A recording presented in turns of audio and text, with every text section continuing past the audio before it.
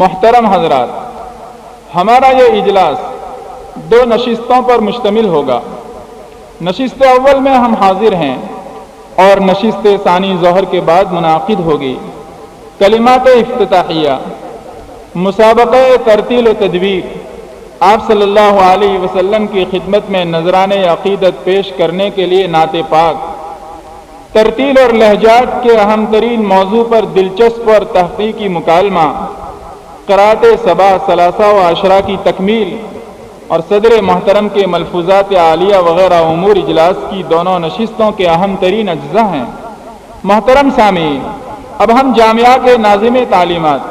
فخر سادات حضرت مولانا ذوالفقار احمد صاحب دامت برکاتہم سے مؤدبانہ درخواست کرتے ہیں کہ افتتاحی کلمات بیان فرما کر ممنون فرمائیں۔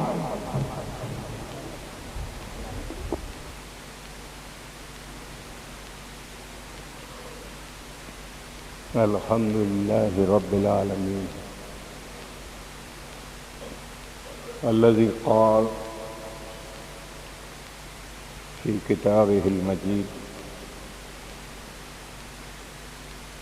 قل بفضل الله وبرحمته فبذلك فليفرحوا هو خير مما يجمعون والصلاة والسلام على سيد المرسلين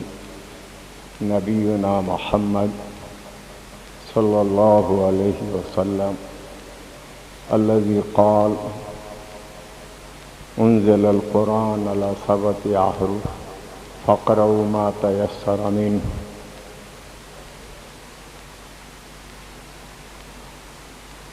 أو كما قال عليه الصلاة والسلام۔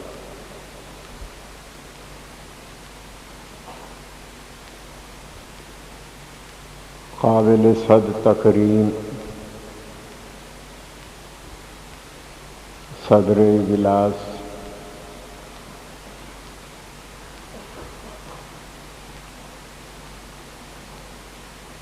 دوسرے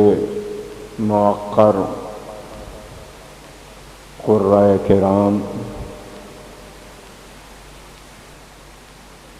بزرگان دین،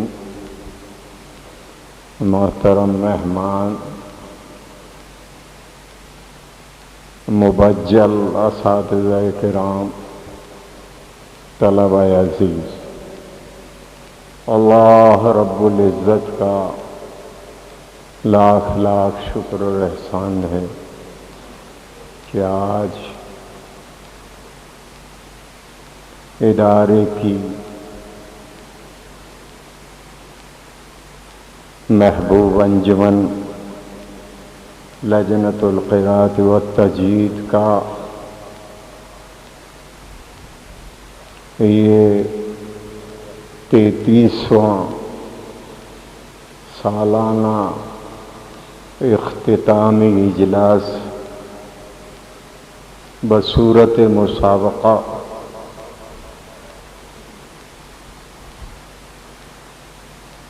آج منعقد کرنے کی سعادت نصیب ہو رہی ہے۔ لجنہ کی عمر 33 سال کی ہو گئی ہے اور 33 سال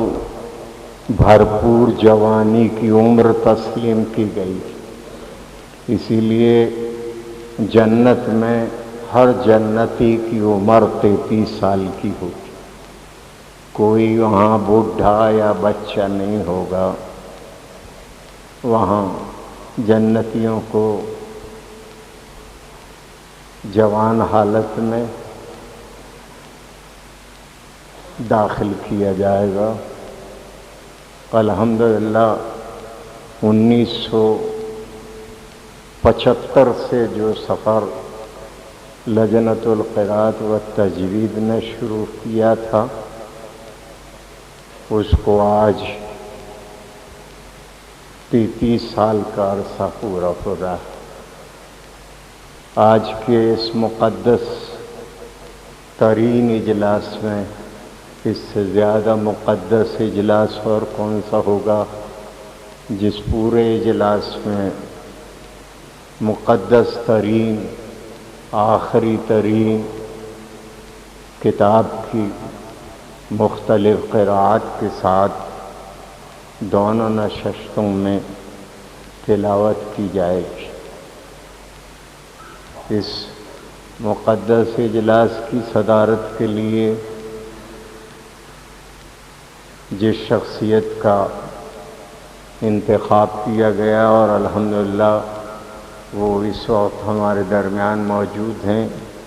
وہ قبلۃ العلوم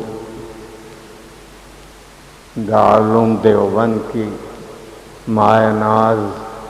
درسگاہ کے شعبہ تجوید و خیرات کے استاد محترم القاری المقری حضرت مولانا ابو الحسن اعظمی دامت برکاتہم ہیں۔ اعظم گڑھ اور جونپور کو ہندوستان کا شیراز ہند کہا جاتا ہے۔ بہت بڑی بڑی قداور شخصیات، علمی شخصیات یہ علاقوں نے خصوصاً اعظم گڑھ نے پیدا کی۔ قاری صاحب موصوف کا وطن اور ضلع بھی اعظم گڑھی ہے۔ قاری صاحب جہاں اس عظیم درسگاہ کے شعبہ تجوید کے مشہور استاد ہیں، یہی فضل ان کے لیے بہت بڑا ہے۔ اس کے علاوہ فن قراءت و تجوید پر قاری صاحب موصوف کی بہت سی کتابیں انتہائی مقبولیت حاصل کر چکی ہیں۔ بڑی بڑی فن کی کتابوں کی شروحات اور ان کے مباحث پر قاری صاحب کے قلم نے ڈھیر لگا دیا ہے۔ جہاں یہ تدریسی اور تصنیفی خدمات ہیں، وہیں قاری صاحب موصوف کو اللہ نے نیکی و صلاح، تقویٰ اور ورع اور ایک بہت بڑی خانقاہ ہردوئی سے خلافت اور اجازت بھی حاصل ہے، جو ایک بہت بڑی نسبت ہے۔ ایسے ہی ہمارے اجلاس میں دوسری بڑی شخصیت حضرت مولانا القاری المقری وسیم صاحب دامت برکاتہم، جو یو پی کی راجدھانی لکھنؤ کے موقر فن قراءت کے ادارے سے تشریف لائے ہیں اور متعدد بار تشریف لائے ہیں۔ آپ سب ان سے واقف ہیں، ان کی مشہور کن تلاوت سے بھی آپ واقف ہیں، اور ہندوستانی نہیں، ہندوستان سے باہر کے اسلامی ملکوں میں بھی ان کے اسوار ہوئے اور ان کو فن قراءت میں ایک بڑے استاد کی حیثیت سے ان کی پذیرائی ہوئی ہے۔ اسی طرح ابھی جیسا اعلان کیا گیا کہ 1975 سے جو لجنۃ القراءت و تجوید کی ابتدا دارالعلوم فلاح دارین میں ہوئی، اس زمانے کے سابق قراء میں حضرت مولانا عباس صاحب دامت برکاتہم، جو ایک ادارے کے محتمم بھی ہیں، وہ بھی اس موقع پر ہمارے درمیان موجود ہیں اور اس مجلس کے مسابقے کے حکم بھی ہیں۔ ہمیں خوشی ہے کہ وہ ادارے سے تعلق رکھتے ہیں، لجنے کے ساتھ ان کی محبت ہے، اور جب وہ یہاں ہوتے ہیں انڈیا میں تو ہماری دعوت پر ضرور تشریف لاتے ہیں۔ اور بھی بہت سے قراء حضرات یہاں کی گجرات کی بہت ہی قدیم ترین مشہور علمی درسگاہ تعلیم الدین ڈھاویل کے صدر القراء حضرت مولانا احمد اللہ صاحب بھی ہمارے اجلاس میں تشریف لائے ہوئے ہیں۔ ہم ان تمام حضرات کا دل کی گہرائی کے ساتھ ان کی اس تشریف آوری پر شکریہ ادا کرتے ہیں، ان کا استقبال کرتے ہیں، ان کو اہلاً و سہلاً کہتے ہیں۔ بزرگوں اور بھائیوں، امت محمدیہ نے جس طرح قرآن پاک کے ساتھ دلچسپی لی ہے، شاید مذاہب کی دنیا میں کوئی بھی ایسا مذہب نہیں ملے گا جس نے اپنی کتاب کے ساتھ ایسی دلچسپی لی ہو۔ قرآن کے ساتھ دلچسپیوں کا ایک بہت بڑا دفتر ہے، اس کو کہاں تک بیان کیا جائے گا، لیکن نفس تلاوت جس میں ہم پیغمبر کے محتاج ہیں، تلاوت میں بھی ہم پیغمبر کے محتاج ہیں، اسی لیے ان کے فرائض نبوت میں یتلو علیہم آیاتی مذکور ہے کہ وہ تلاوت کر کے بتاتا ہے۔ وہی تلاوت معتبر ہوگی، وہی تلاوت صحیح سمجھی جائے گی جو مسموع من الرسول اور منزل من اللہ کے طریق پر ہو۔ اگر منزل من اللہ کے طریق پر نہیں ہے، مسموع من الرسول کے طریق پر نہیں ہے، تو اس تلاوت کا اعتبار نہیں ہوگا۔ مبارکباد کی مستحق ہے، شاباشی کی مستحق ہے امت محمدیہ، اور بالخصوص اس کے علماء اور قراء اور حفاظ کہ انہوں نے جہاں قرآن مجید کے پڑھنے کو اور صحیح پڑھنے کو، مخارج و صفات کا لحاظ کر کے پڑھنے کو، اوقاف کا لحاظ کر کے پڑھنے کو، اس پر زور دیا جس کو تجوید کہا جاتا ہے۔ جہاں تجوید پر زور دیا اور تجوید کے ساتھ قرآن پاک پڑھنے پر محنت کی اور اس کو منزل من اللہ اور مسموع من الرسول طرز پر مشق کرانے اور سکھانے پر محنت کی، اس پر کتابیں بھی لکھیں، ایسے ہی ایک دوسرا پہلو جو بہت اہم تھا وہ ہے قراءات۔ تجوید الگ چیز ہے اور قراءات الگ چیز ہے۔ تجوید تو قرآن مجید کو اس کے اصولوں کے مطابق اچھی طرح خوبصورتی کے ساتھ، ادائیگی کے ساتھ پڑھنے کا نام ہے، لیکن قراءت ایک مستقل فن ہے، اور امت محمدیہ نے اس کی بھی روز اول سے حفاظت کی ہے۔ اور میں سمجھتا ہوں کہ آج کے دور میں قرآن پاک کو اختلاف قراءت کے ساتھ پڑھتے رہنا اور اس کا ثبوت دینا اور لوگوں کے کانوں کو اس سے آشنا رکھنا اور دوروں کے مقابلے میں بہت زیادہ ضروری ہو گیا ہے، اس لیے کہ مستشرقین کی جماعت اور مبلغ پادریوں کی جماعت مستقل یہ پروپیگنڈا کر رہی ہے۔ 27,000 مبلغین مسلم ملکوں میں جو عیسائیت کی تبلیغ کر رہے ہیں، وہ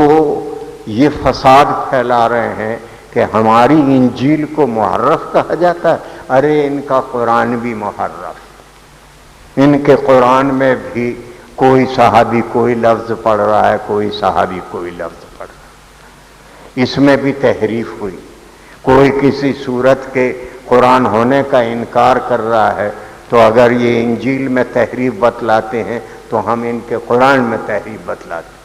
تو اس وقت ہمارا فریضہ بنتا ہے کہ ان کو منہ توڑ جواب دینے کے لیے ہم ان کو یہ بتلائیں کہ یہ تحریف و تورات کی طرح کی کتاب نہیں ہے کہ اس کے پیغمبر کے بعد جا کر اس میں تحریف اور تبدیلی ہوئی ہے، اسی کو تو تحریف کہیں گے جو پیغمبر کے بعد ہوئی ہے۔ قرآن مجید کا اختلاف قراءت، خود قرآن کا اختلاف قراءت پیغمبر کی موجودگی میں تھا،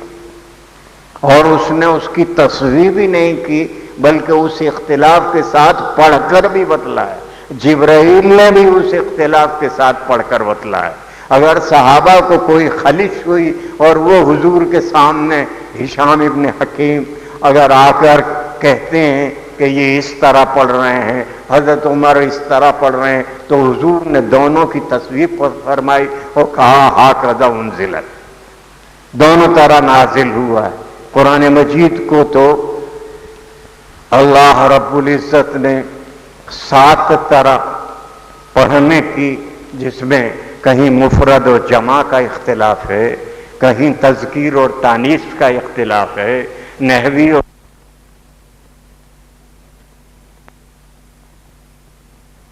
اللہ کی طرف سے اس کی اجازت دی ہے، اور جبرائیل نے اسی اختلاف کے ساتھ مختلف سالوں میں پڑھ کر سنایا، اور جناب نبی کریم صلی اللہ علیہ وسلم نے بھی سنایا، اور پھر اس اختلاف کے ساتھ امت نے کتابیں لکھ کر اس اختلاف کو محفوظ کر دیا۔ یہ نہیں کہا جا سکتا کہ صاحب قرآن میں بھی تو تحریف ہوئی، اور جیسے بعد کے دوروں میں تم بتاتے ہو کہ اناجیل اربعہ میں تحریف ہوئی ہے، قرآن میں بھی ہوئی ہے، قرآن میں تحریف نہیں ہوئی۔ اس کو تحریف کہتے ہی نہیں ہیں۔ جب صاحب کتاب نے، صاحب شرع نے اور نبی کریم صلی اللہ علیہ وسلم نے خود اس اختلاف کے ساتھ قرات کر کے بتلائی، اس کی تصویر فرمائی، اور فقہا نے یہ لکھا ہے کہ اگر ان اختلاف قرات کے ساتھ قرآن مجید نماز میں پڑھا جائے گا تو نماز صحیح ہو جائے گی۔ اگر وہ قرآن مجید اختلاف قرات کے ساتھ محرف ہے تو پھر وہ قرآن کتاب اگر نماز میں پڑھی جائے تو نماز کیسے صحیح ہو جائے گی؟ نماز غیر قرآن کے پڑھنے سے صحیح نہیں ہوتی۔ نماز کا اختلاف قرات پر پڑھے جانے پر فقہا کا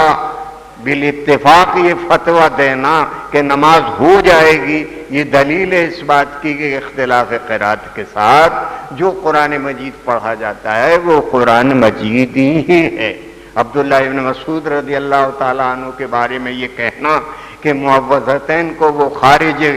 قرآن مجید قرار دیتے تھے، اور انہوں نے اپنے قرآن مجید میں نہیں لکھا تھا اس کو، اور لکھا دیکھتے تو مٹاتے اور کہتے غیر قرآن کو قرآن میں داخل مت کرو۔ یہ تو جناب نبی کریم صلی اللہ علیہ وسلم پر سحر اتارنے کے لیے بطور ایک منتر یہ 11 آیتیں نازل ہوئی تھیں۔ حضرت عبداللہ ابن مسعود رضی اللہ تعالیٰ عنہ نے آخر میں اس قول سے رجوع کر لیا اور یہ کہا تھا کہ میں بھی اب معوذتین کو قرآن کا جز سمجھتا ہوں، اور 1400-1500 سال سے جب سے قرآن نازل ہوا، حضور خود اپنے زمانے میں لکھوا گئے تھے، معوذتین قرآن میں لکھی چلی آ رہی ہیں، اور فقہا کا فیصلہ ہے کہ جو شخص معوذتین کو غیر قرآن کہے اور قرآن کے جز ماننے کا انکار کرے وہ کافر ہے۔ کیوں کافر ہے؟ یہ بھی تو کافر ہے کہ وہ قرآن میں ہیں۔ اس لیے مستشرقین کا اور مبلغین نصارہ کا یہ کہنا کہ قرآن میں بھی تحریف ہوئی ہے بالکل غلط ہے۔ آپ ان اختلاف قرات کے ساتھ اگر پڑھتے رہیں گے اور سال میں اس طرح کے جلسے کر کے ان اختلاف قرات کے ساتھ قرآن کو سناتے رہیں گے تو لوگوں کے کان آشنا رہیں گے کہ یہ بھی قرات متواترہ ہیں۔ لوگ زیادہ تر صرف حفص کی قرات کو قرات متواترہ سمجھتے ہیں، حالانکہ دوسری قراتیں بھی قرات متواترہ ہیں اور ان پر کتابیں موجود ہیں۔ ان یہ صدی 4 اور 5ویں صدی میں ہی ایک کتاب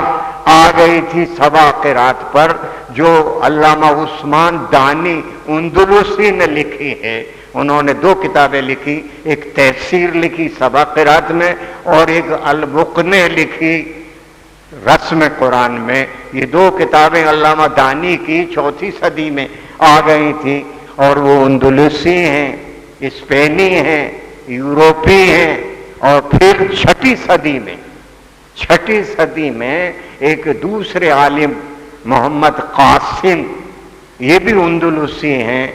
شاطبی ہیں، انہوں نے اس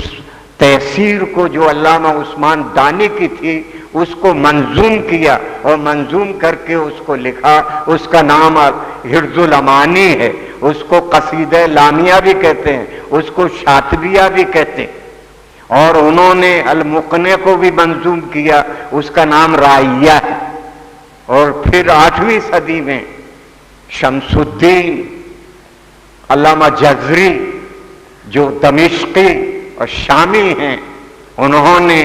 اس تحسیر کی 7 قراتوں پر 3 کا الگ سے اضافہ کر کے اس کو لکھا تحبیر کے نام سے، اور پھر اس کو منظوم کیا جس کا نام درہ ہے، اور پھر 3 کو شامل ساتھ میں کر کے اس کے لیے انہوں نے ایک کتاب لکھی النشر۔ اس طرح 8ویں صدی میں تک 4تھی صدی سے یہ اختلافات قرات کی کتابیں سامنے آ گئیں اور ان لوگوں نے اس پر محنت کی۔ آج اس اختلاف قرات کو اگر بطریق شاطبیہ پڑھا جاتا ہے، اس کو 7 قرات کہتے ہیں، بطریق درہ پڑھا جائے تو اس کو ثلاثہ اور عشر صغیر کہتے ہیں، اور اگر بطریق طیبۃ النشر جو نظم میں لکھی ہے شمس الدین صاحب نے، اس کو طیبۃ النشر کہتے ہیں۔ اس طریق پر اگر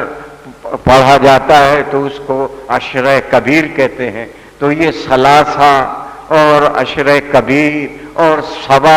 یہ اختلاف قرات جس پر سند بھی دی جا رہی ہے، اس کو فنی طور پر پڑھایا جا رہا ہے، یہ در حقیقت یہ اعلان کرتی ہے کہ اختلاف قرات بعد کی ایسی تحریفات نہیں ہیں جن کو آپ اناجیل اربع پر قیاس کر کے قرآن مجید کو محرف کہنے لگے۔ قرآن مجید کا یہ اختلاف قرات خود جناب نبی کریم صلی اللہ علیہ وسلم کی زبان سے صادر ہوا ہے، آپ نے اس طرح پڑھنے کو بتلایا ہے، اور اس کے پڑھنے سے قرآن کے معانی بالکل نہیں بدلتے، بلکہ اور معانی میں بعض ایسے توسعات پیدا ہو جاتے ہیں جو مخلوق کے لیے اور فقہا کے لیے سہولت کا باعث بن گئے ہیں۔ اس لیے آج کے دور میں تو اختلاف قرات کو عام کرنے اور بتلانے کا بہت اہم دور ہے، اس لیے کہ ایک یورش کی جا رہی ہے، ایک حملہ کیا جا رہا ہے کہ قرآن کو محرف بتلایا جائے۔ ہم یہ ثابت کریں کہ اس میں غیر قرآن شامل نہیں ہے، ورنہ یہ نماز میں کیسے صحیح ہو جاتا ہے؟ یہ تو حضور کے زمانے سے چلا آ رہا ہے۔ الحمدللہ دارالعلوم فلاح دارین نے اس پر 1980 سے توجہ دینی شروع کی، اور اس فن کی بڑی بڑی کتابوں کو بہت کامیابی کے ساتھ یہاں پڑھایا جا رہا ہے اور اس پر سند دی جا رہی ہے، اور اس طرح طلباء میں اس کو عام کرنے کے لیے مختلف اوقات میں اس کے داخلی جلسے بھی ہوتے ہیں، اور پھر سالانہ اور افتتاحی اجلاس بھی منعقد کیے جا رہے ہیں۔ یہاں قرۂ کرام کی ایک بہت بڑی ٹیم رات دن اس محنت میں لگی ہوئی ہے، اور الحمدللہ اس کے بڑے اچھے نتائج نکل رہے ہیں۔ عشرہ کبیر ہی میں تقریباً 81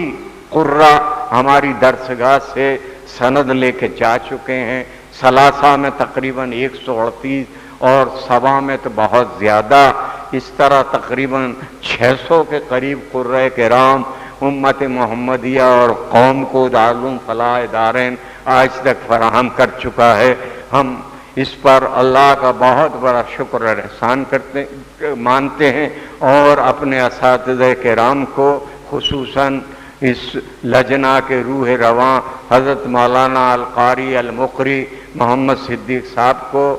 مبارکباد دیتے ہیں۔ اللہ اس ہونہار نوجوان سے اللہ نے اب تک جو کام لیا یا لے رہے ہیں، ہم ان کا بھی شکریہ ادا کرتے ہیں، اور اللہ سے ان کی حیات طویلہ اور ان سے پھیلنے والے جو ہمارے ادارے کے لیے ایک بہت بڑی سرخروئی کا باعث ہے۔ آج جہاں بھی ہم بڑے بڑے مدارس میں سبا کی تعلیم دیتے ہوئے اپنے قراء کو دیکھتے ہیں ملک اور بیرون ملک میں، تو ہمارا دل خوش ہوتا ہے کہ الحمدللہ اس شعبے نے ہماری نیک نامی میں اضافہ کیا ہے، اور ان کے رفقا جو اکثر ان کے شاگردی ہیں، جو قراء کی جماعت یہاں مدرسے کو فراہم ہیں، الحمدللہ وہ بھی رات دن محنت کر کے طلباء کو تیار کر رہے ہیں، جس کا مظاہرہ انشاءاللہ اس اجلاس میں ابھی ان 2 مجلسوں میں آپ کے سامنے ہوگا۔ اللہ ان قرۂ کرام کو دنیا اور آخرت میں بڑے بڑے بدلے عطا فرمائے، جزا عطا فرمائے، سرخروئی اور نیک نامی عطا فرمائے۔ طلباء ان کی قدر کو سمجھیں اور اپنی مدت قیام میں ان سے خوب استفادہ کریں۔ میں نے آپ حضرات کا بہت وقت لے لیا، میں دوبارہ اپنی ان بزرگ شخصیات کا جو اس اجلاس کو رونق بخش رہی ہیں ان کا شکریہ ادا کرتا ہوں، اپنے تمام اساتذہ کرام کا کہ مدرسہ عبارت ہی انہی کی نفوس قدسیہ سے ہے، ان کا بھی شکریہ ادا کرتا ہوں، خصوصاً قرۂ کرام کا اور قاری صدیق صاحب کا اور دوسرے آس پاس سے آنے والے بڑی بڑی درسگاہوں کے قرۂ اعظام کا شکریہ ادا کرتا ہوں۔ اللہ تعالیٰ ان کی اس تشریف آوری کو ادارے کے لیے باعث برکت بنائے۔ یہ چند کلمات صدر محترم کے حکم سے میں نے اس وقت آپ حضرات کے سامنے عرض کر دیے۔ وآخر دعوانا ان الحمدللہ رب العالمین۔